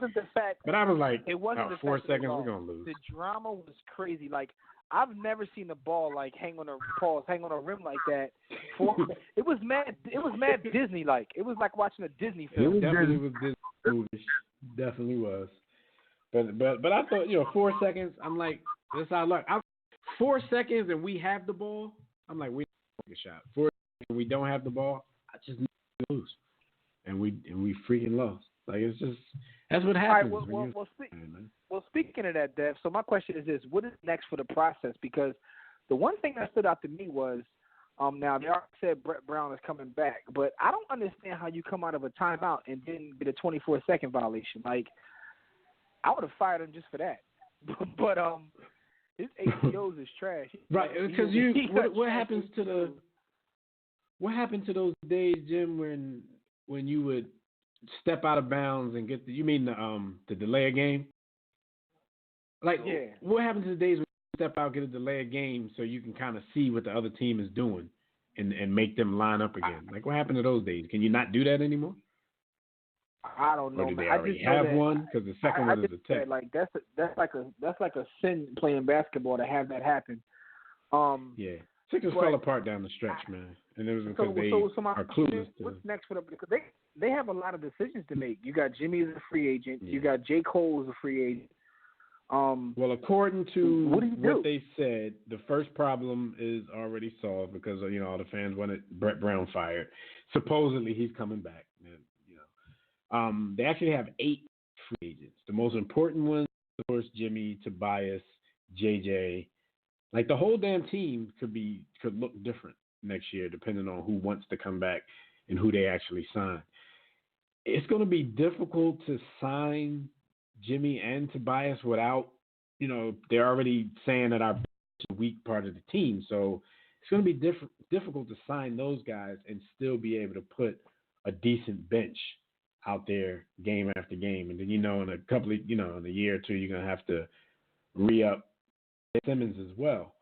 So Elton Brand is going, he's already in a situation because of the moves that he made to go for this season.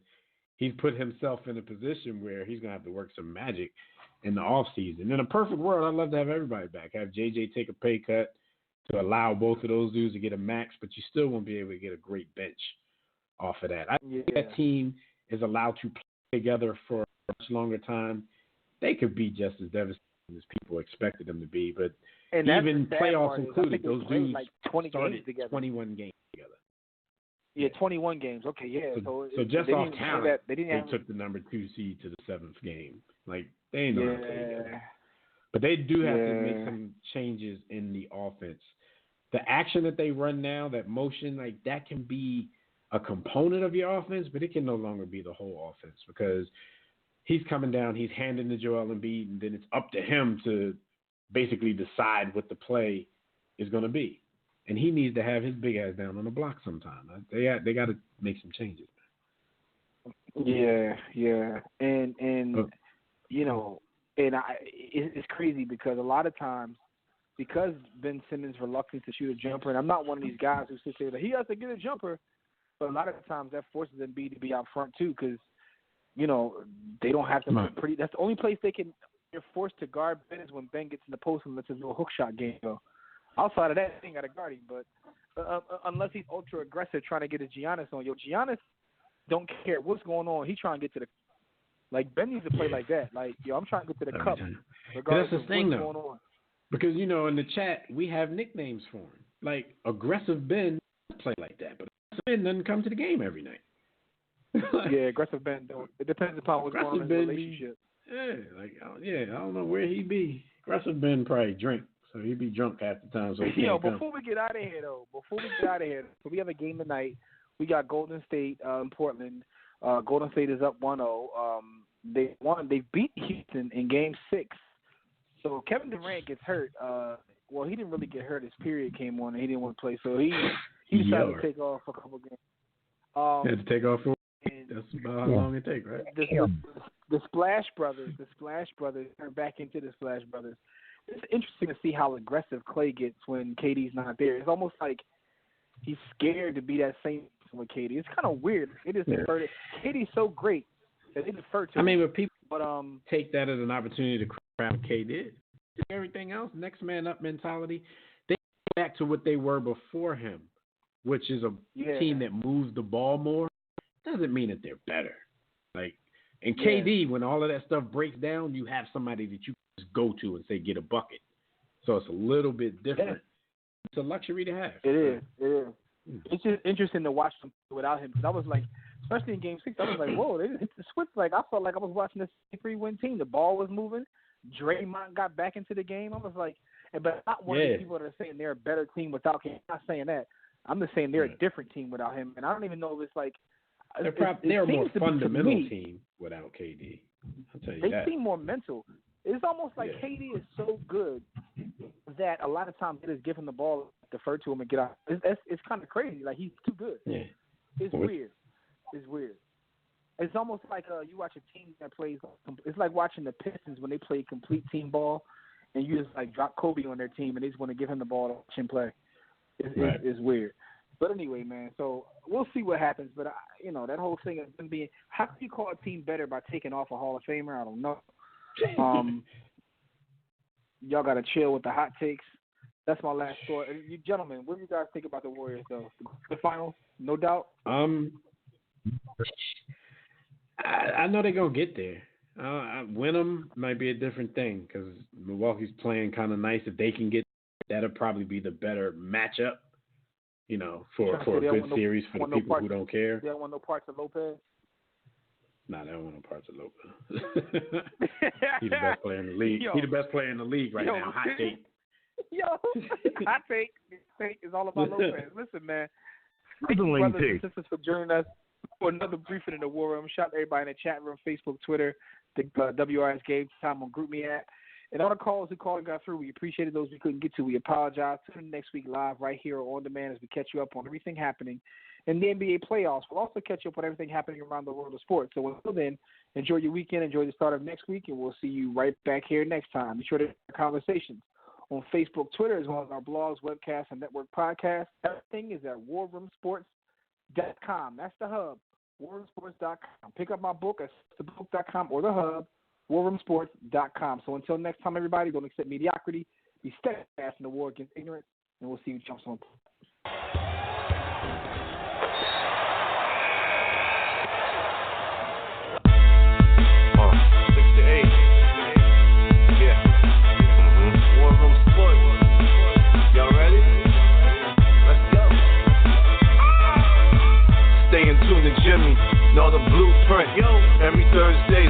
8, they do this.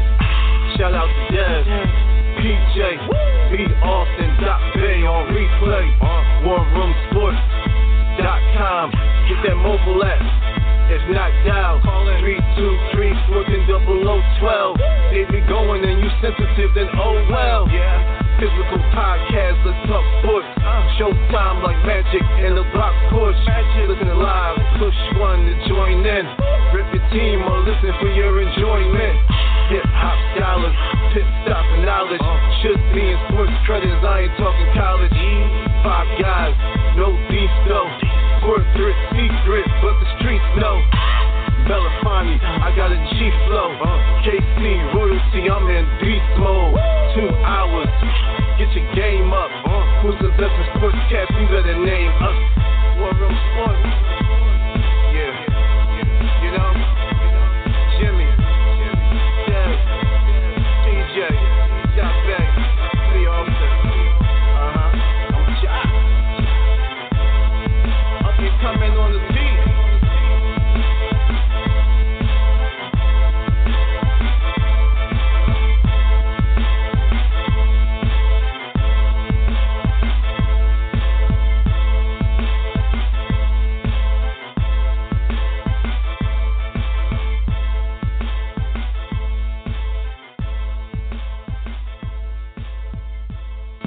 War Room Sports, www.warroomsports.com. What? Ain't no more to it.